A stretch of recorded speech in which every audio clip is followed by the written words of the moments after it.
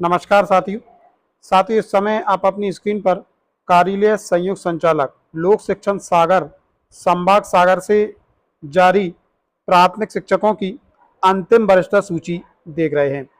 आप देख सकते हैं लोक शिक्षण सागर संभाग सागर से यह वरिष्ठता सूची जारी की गई है। हम आपको बता दें, प्राथमिक शिक्षकों की जो अंतिम वरिष्ठता सूची है उसका प्रकाशन संभाग स्तर से किया जाना है। तो ये जो वरिष्ठता सूची है सागर संभाग की है और इस वरिष्ठता सूची में हम देखेंगे कि अंतिम वरिष्ठता सूची में क्या कुछ जानकारी अंकित रहती है, विषयवार जानकारी किस प्रकार प्रदर्शित होती है। आप देख सकते हैं प्रति जिला शिक्षा अधिकारी जिला सागर, दमोह, पन्ना, छतरपुर, टीकमगढ़, निवाड़ी के लिए यह सूची जारी की गई है। उपरोक्त विषय अंतर्गत संदर्भित पत्र क्रमांक 1 के माध्यम से सागर संभाग अंतर्गत दिनांक 1/4/22 की स्थिति में कार्यरत प्राथमिक शिक्षक संवर्ग के लोक सेवकों की अंतिम वरिष्ठता सूची का प्रकाशन कर दावे आपत्ति आमंत्रित किए गए थे। उक्त वरिष्ठता सूची के प्रकाशन के उपरांत प्राप्त दावे आपत्तियों के निराकरण हेतु संभाग के सभी जिला शिक्षा अधिकारियों से प्राप्त प्रस्तावों के परीक्षण उपरांत निराकरण की कार्यवाही की जाकर दिनांक 1/4/2022 की स्थिति में सागर संभाग के प्राथमिक शिक्षक संवर्ग की सूची संलग्न अनुसार अंतिम रूप से प्रकाशित की जा रही है, जिसके संबंध में संबंधित लोक सेवकों को अवगत कराना सुनिश्चित करें। यानी कि ये अंतिम वरिष्ठता सूची है, अब इसमें किसी प्रकार का संशोधन नहीं होगा और इसी सूची के आधार पर शिक्षकों की जो उच्च पद पर प्रभार देने संबंधी आदेश हैं वह जारी किए जाएंगे। आप देख सकते हैं इसमें यदि हम देखें तो प्राथमिक शिक्षक संवर्ग की दिनांक 1/4/2022 की स्थिति में संभाग स्तरीय अंतिम पदक्रम सूची, यानी कि ये जो पदक्रम सूची है 1/4/2022 की स्थिति में जारी हुई है। सबसे पहले इनमें वरिष्ठता का क्रमांक दिया हुआ है और यदि हम इसकी बात करें इस सूची में तो 283 पेज की ये सूची है और इसमें कुल 18,317 लोक सेवकों के नाम दिए हुए हैं।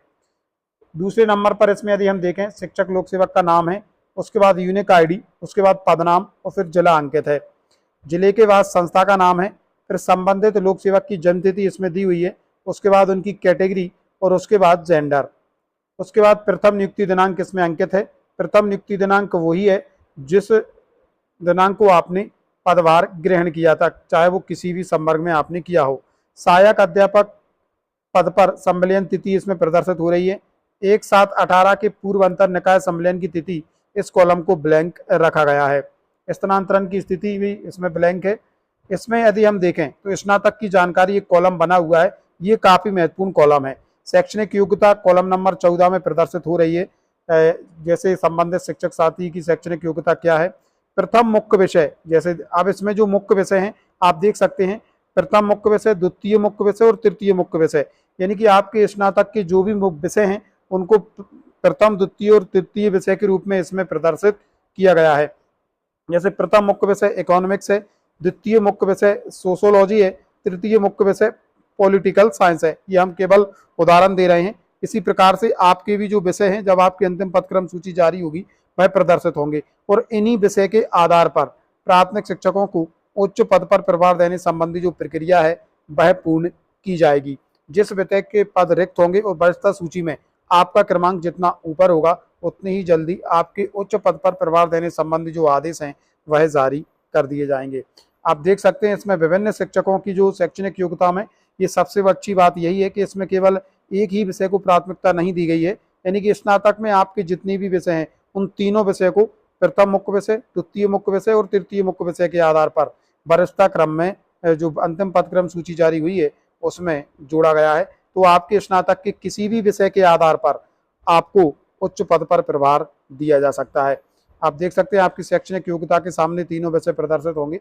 जैसे आपने बीए किया है तो कौन कौन सा सब्जेक्ट आपका रहा है, इस तरीके से अगर आपने मान लीजिए बीए के अलावा बीकॉम किया है तो कौन कौन सा सब्जेक्ट आपका रहा है, और जिन शिक्षकों ने केवल हायर सेकेंडरी योग्यता प्रदर्शित हो रही है उनके आगे जो मुख्य विषय के कॉलम है वह नील प्रदर्शित हो रहे हैं। तो इस तरीके से अब लगातार संभाग वाइज जो प्राथमिक शिक्षक हैं उनकी अंतिम पदक्रम सूची निकलना प्रारंभ होंगी और इन्हीं सूचियों के आधार पर शिक्षकों को उच्च पद पर प्रभार देने संबंधी जो आदेश हैं वह जारी किए जाएंगे। तो साथियों ये था आज का महत्वपूर्ण अपडेट। मिलेंगे जल्दी नए अपडेट एवं नए टॉपिक के साथ, तब तक के लिए जय हिंद, जय भारत मित्रों।